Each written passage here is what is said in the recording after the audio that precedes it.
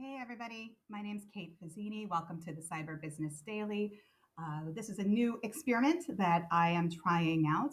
We're going to have some sponsors coming up in the next week, but I'm starting to launch just to get things a little bit right. So you're here at the very first episode that we are doing. The purpose of Cyber Business Daily is to try to fill a gap in the type of news that we see coming across the wire, often about breaches, often about on the business side of things, new cybersecurity companies or investments in cybersecurity companies, but not enough of the nuts and bolts of A, what's working, B, what's the geopolitical scene looking like, and how is it informing what we're seeing in the cybersecurity space, and just generally digging a little bit deeper and looking at some of the historical patterns that we see in cyber and what that means for the business of cybersecurity, whether you're a CISO and you're managing your own micro business within a company, or you're actually an entrepreneur or somebody in sales who's trying to figure out what the next big thing is going to be,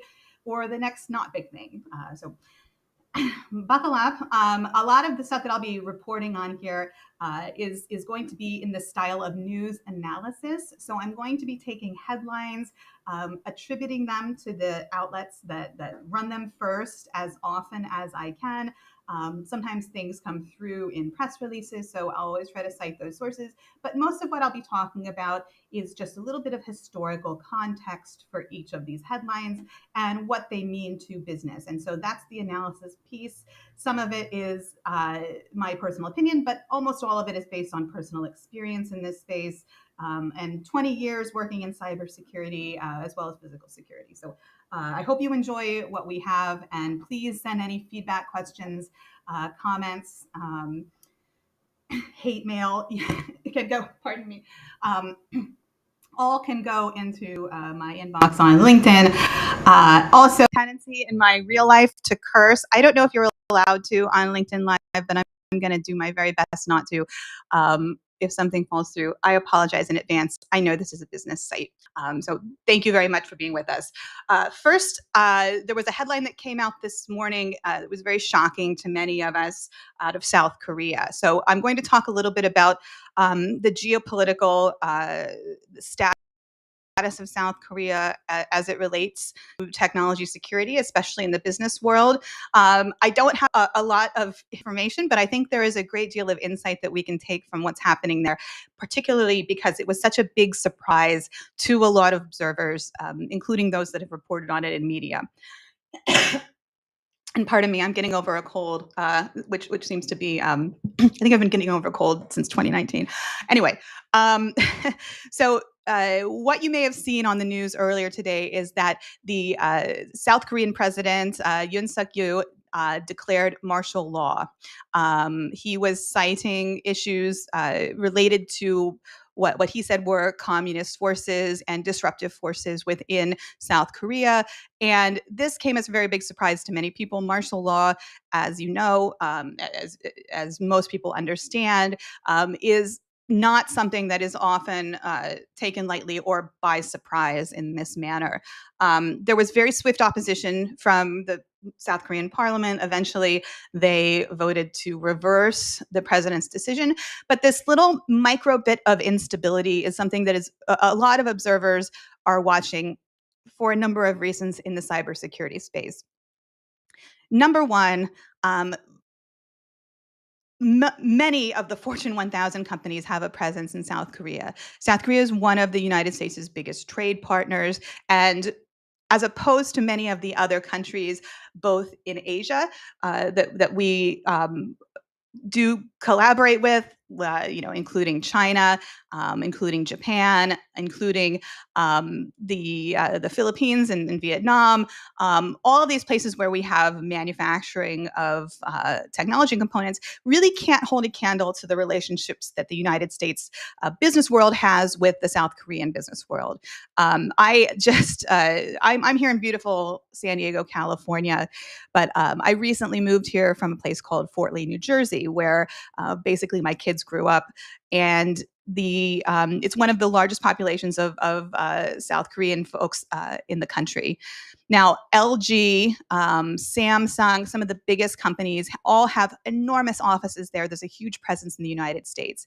And why this is such a concern is that under martial law, in almost every jurisdiction, including South Korea, there is an enormous control component over technological elements within the country. If you have and I'm sorry I'm umming and ahhing so much. I am really trying to stop doing that. So know that if it's a problem of yours, it's a problem of mine. The the landscape in South Korea has so many of the U.S. The biggest companies in the U.S. With an enormous presence there, and because it's so fraught for U.S. businesses to have things like enormous server farms or data stored anywhere within mainland China, within some other jurisdictions in Asia, South Korea being one of the closest democracies to the United States democracy has been a very good home for those. So even if the martial law declaration is something that might even be in line with U.S. policy. I'm not sure of any of that yet, but the fact is a lot of businesses are going to be wary of whether they're going to have full control over their servers, over their infrastructure that exists in South Korea. So this is something that I think will be of great concern to many companies, as opposed to many of the other countries that we see in conflict right now. Israel, of course, huge partner, especially in technology, especially in cybersecurity with the United States. But countries like Lebanon, of course, Palestine and the West Bank, Russia, these are places where U.S. businesses have already made very significant calculated decisions based on the risk profile of the country to move out. Ukraine was a bit of an exception. Many companies had to do some very quick security work to take servers and individuals and people out of Ukraine because of the risk that if Russia were to reach in there, and of course also Ukraine is under martial law, but if Russia were to reach whatever portion of the country where their security and technology infrastructure is stored, they would have complete access to all of that. That violates, in many cases, U.S. privacy laws. It causes enormous complications where it comes to intellectual property, and the interconnectedness of these companies to their foreign counterparts also makes it more difficult for companies to just simply do business back and forth as they normally would, particularly when, as I mentioned, the cases of companies like Samsung and LG, pardon me, there's enormous workforces on both sides of the aisle. So I think that this is going to open some eyes to potential issues in South Korea, hopefully, because we've been such an amazing partner with South Korea, because I've worked with a number of folks from many of those different companies. I hope that doesn't happen, but it's definitely a concern when probably our strongest partner in Asia is showing some significant instability, and an instability that came by a surprise. There's one thing that boards of directors don't like, and that's surprises, and that especially comes into play when it comes to technology. So we'll definitely be monitoring that and seeing what's going on there. And South Korea, much like Israel, is also an enormous partner when it comes to innovation, new technologies. We have, of course, there's the issue with processor building and innovation that is just very unstable in that region now in terms of trade. And so anything that might be seen to disrupt that, I think it's something that we're going to have to consider when it comes to our industry going forward. So moving on, we saw another big headline at Intel, and it's been a while since I had sort of thought about Intel. If you remember back in 2017, there was the issue of something called Spectre as what was referred to as a cross-channel vulnerability. And what's important about this vulnerability was that it was ubiquitous, almost the majority of Intel hardware being used in corporate offices or for home use contained these processors that had this cross-channel vulnerability. Now, what did this mean? At its most basic level, the cross-channel vulnerability caused somebody to, if they were able to exploit the hardware, along with taking a few other steps, and this is relevant to a later part of this conversation,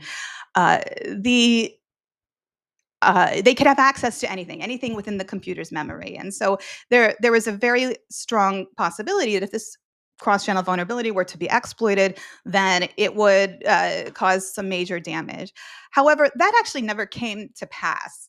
By 2018, 2019, Intel had come up with a fix for the cross-channel vulnerability. They also had some similar types of vulnerabilities that were discovered later, including in 2023 and 2024. They also patched those.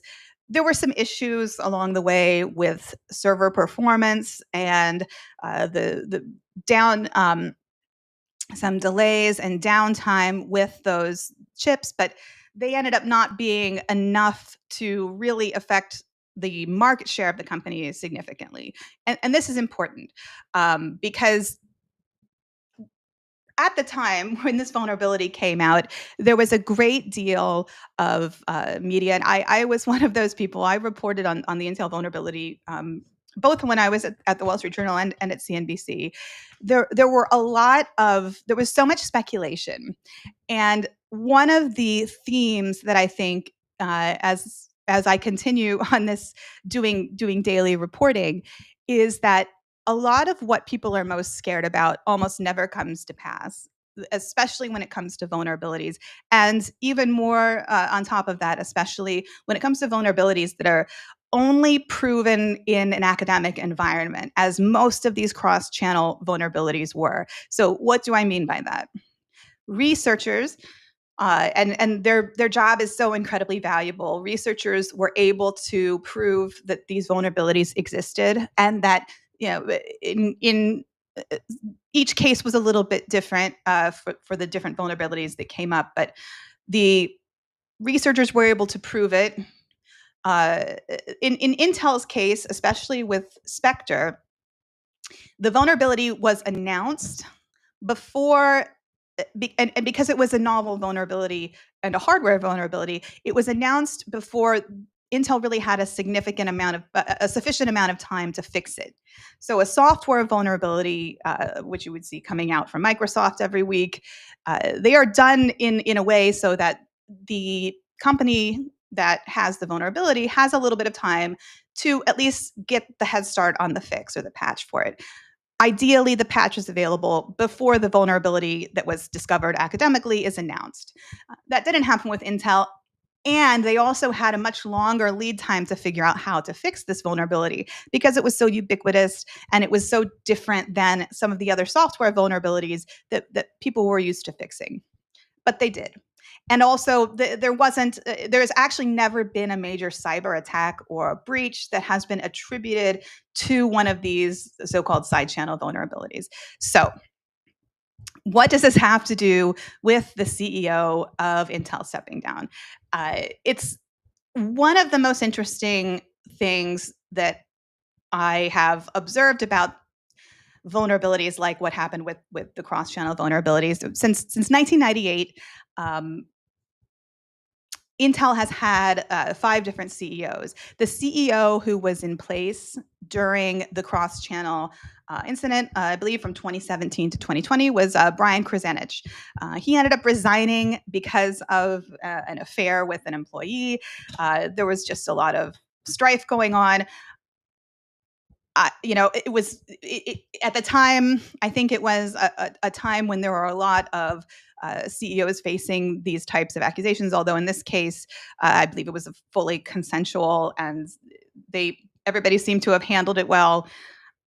And obviously, people don't really talk about it very much anymore, so it wasn't such a big thing. But Brian Krasenich resigned later on, but not because of the vulnerability.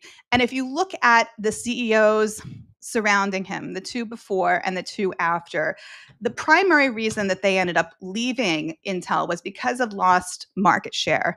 At the time of the Spectre vulnerability, it was widely speculated that Intel would lose if this vulnerability were exploited at scale, that they could lose an enormous amount of market share. Of course, that didn't happen, but they lost market share for other reasons. There were also two different CEOs that had taken over after Mr. Krasenich left. And I think one of the things that is very much overlooked about companies where they're competing for this very narrow slice of market share in a very crowded marketplace for chips and hardware. These turnovers, these organizational turnovers, are actually one of the most disruptive security issues that can happen at a company. And why is that? When a major organizational shift happens, especially at a technology company, people take their eyes off the ball. They often will start jockeying for position. They will often start looking to figure out whether they need to make an exit or whether their days are numbered. Stress goes up, and you'll see a lot of things kind of falling to the wayside that should have been kept in the forefront. It's very interesting to me that as much press in our world, in the cybersecurity world, as the side channel vulnerabilities received, it had almost nothing to do with what's going on right now. And so all of the products, all of the companies that offered mitigation solutions or that tried to leverage this vulnerability to knock Intel off in some way, they failed.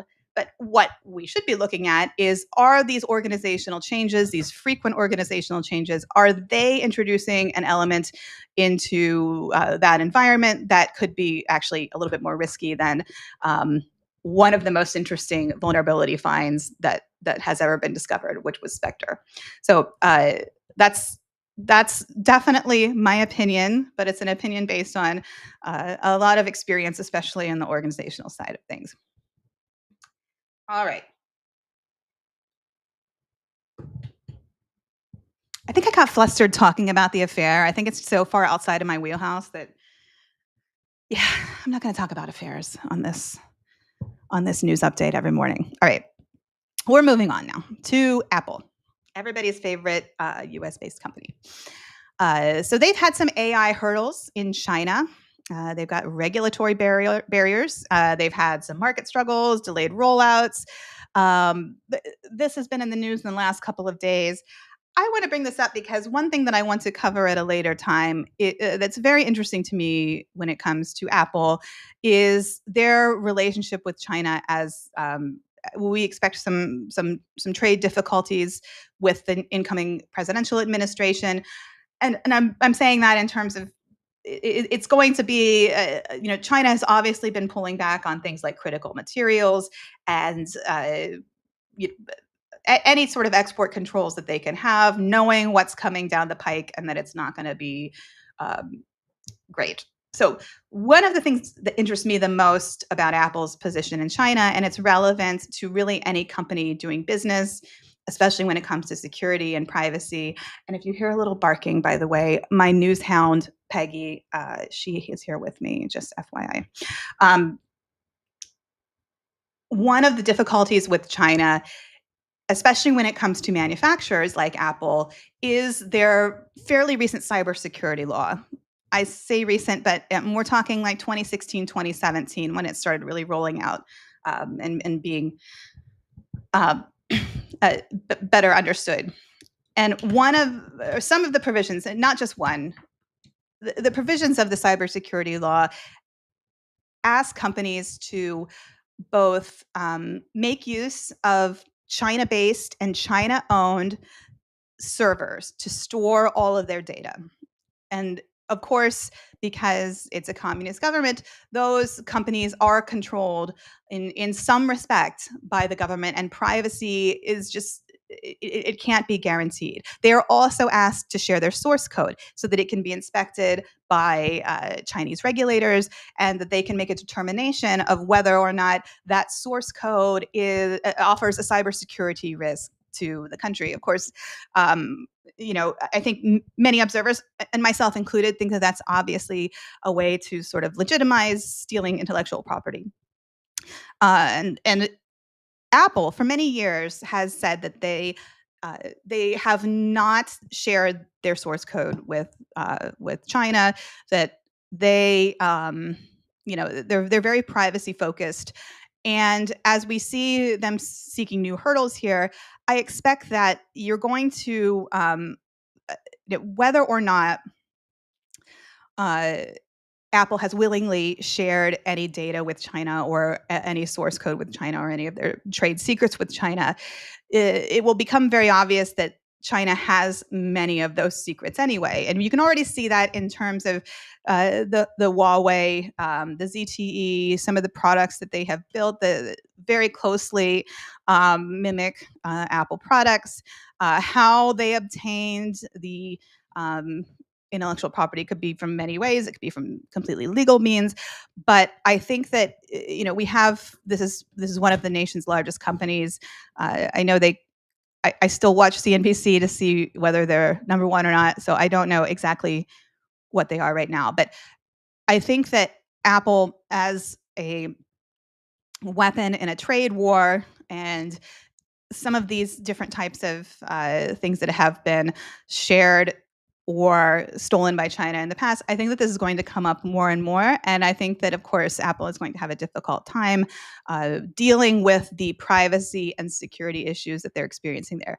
There are a lot of other US-based companies that have pulled out of China recently, or in the fairly distant past, in the last decade or so, because of issues of concern about their intellectual property. There are other companies that have been very open with China, have shared their source code. IBM is one of those companies, and they've been very vocal about it. And they say that it's for the best to have this sort of openness and global reach. I think that I would be sort of on the fence if it wasn't for the fact that Apple's intellectual property is such an enormous part of what makes the company valuable. Its future plans, its secrets, all of these things are very closely guarded. And I think that this is going to just be a really interesting time to watch the most lucrative company in the US and how they interact with this cybersecurity law and other issues related to whether they can protect their intellectual property. Finally, just some breach stuff. I'm one of the things I really don't want to do is the breach of the day or of the hour. I think that I like when I see an article pop up now where it says, company X lost 12,000 whatever's 12,000 terabytes in this case. I guess we're at about that level of social security numbers. I just sort of like swipe through, because I don't really know what that means in terms of dollars and cents to that company. And most of the time, it means very little, especially if it's covered by insurance. If it's some sort of reputational thing, unless you're Equifax and it's, what was it, 2018? Somebody correct me, please. I'm sure you will. If you're Equifax and it's 2018 or 2017, then it's a little bit different. That was something that caused some long-term fallout, but I believe that their stock is back up to what it was before. So how much do these breaches really matter in terms of dollars and cents? It's difficult to lose customers if you're Equifax. So, but other companies have lost some customers. It's very rarely due to an incident, unless it's so egregious that Ashley Madison comes to mind, although I think they're back. Don't sign up, just FYI. See, there we go, talking about affairs again. This is going to be like an R-rated episode. So this is also involving China as well, and it's very interesting. ICBC, which is a Chinese bank, it had a major ransomware attack. It encrypted systems, disrupted trading activities, and had some record-keeping failures. Now, those two things uh, were very interesting to me. The SEC has settled with ICBC over this attack. Um, ICBC has a pretty decent presence within the United States, although they're a China-based bank. Now, the fact that this ransomware activity disrupted trading activities and record keeping, those two things are going to be of very significant interest to companies within the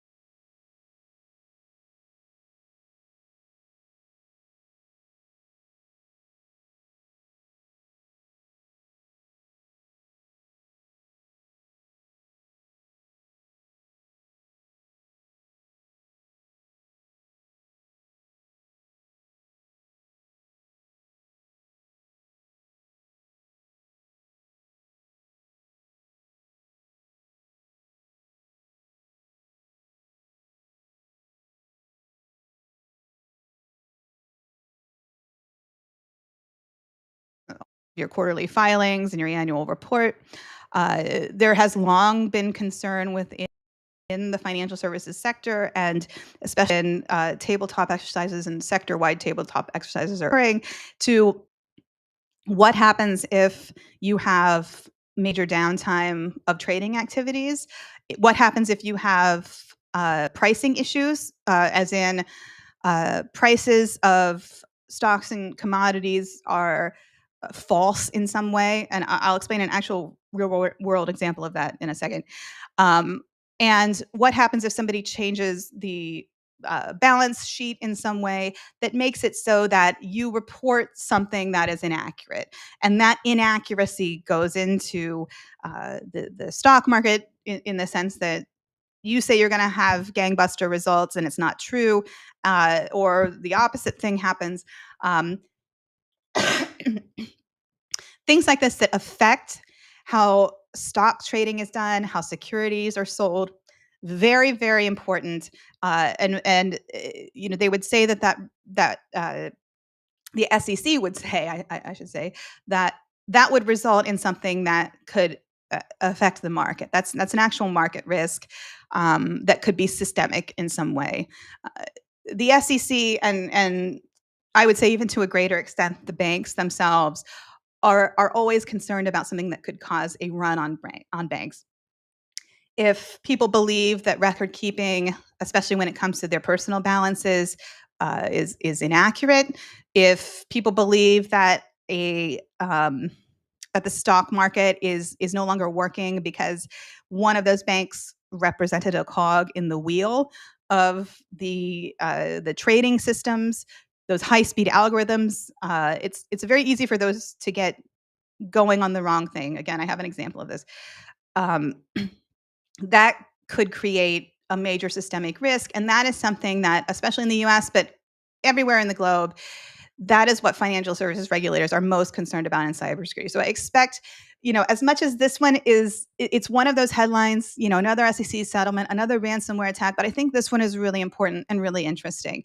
And I want to dive a little bit deeper in the future once I've read a little bit more about what kinds of record keeping activities, what kinds of trading activities were disrupted. I think that this is a very interesting one, and also how was the ransomware able to disrupt that?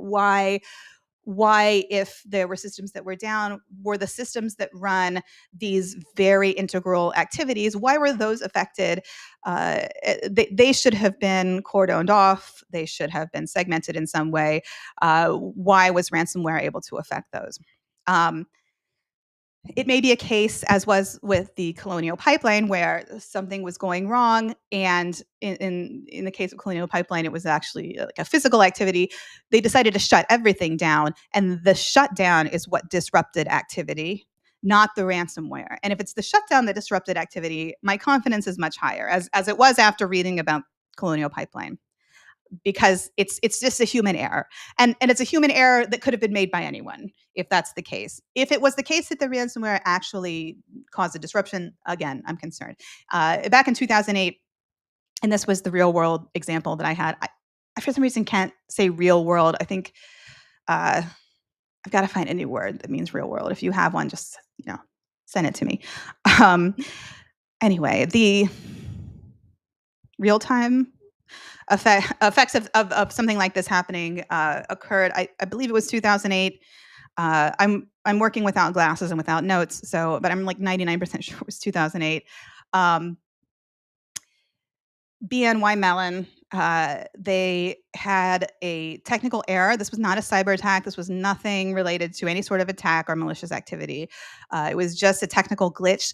But BNY is responsible for much of kind of the background pricing of securities. I'm trying to explain this in like a really bare bones way. Like, securities are priced and they go into the running stocks, and this is also the information that a lot of the high-speed traders, and by traders I mean computers doing the trading, not humans like being really fast. I'm not trying to talk down to anyone. I just sometimes people ask that. But the high speed traders, the algorithms, this information, so it caused these securities to be mispriced.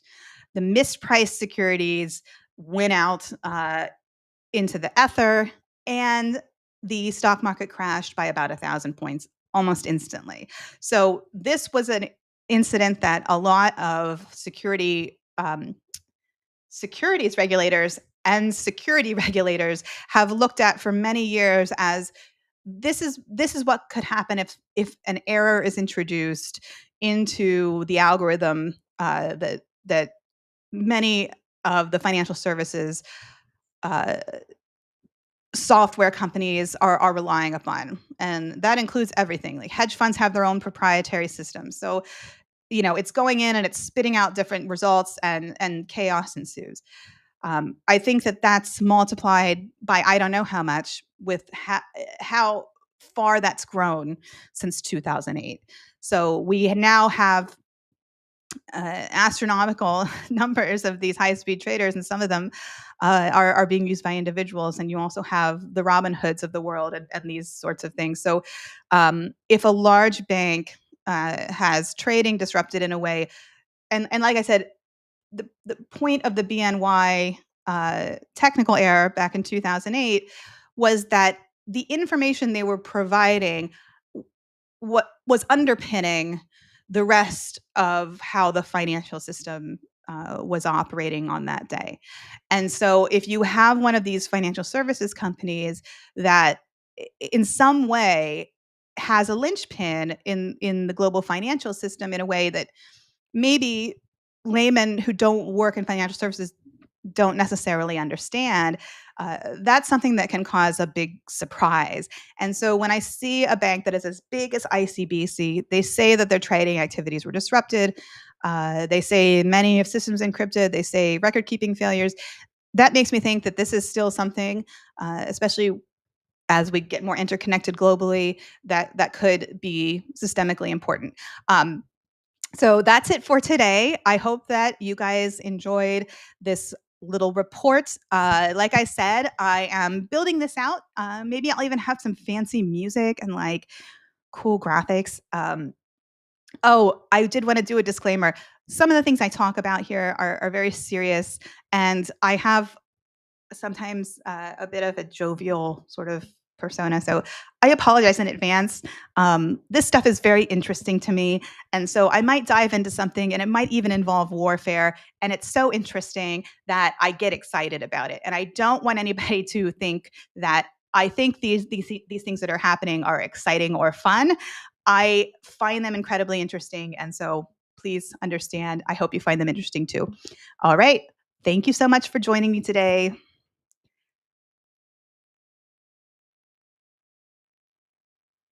And take care.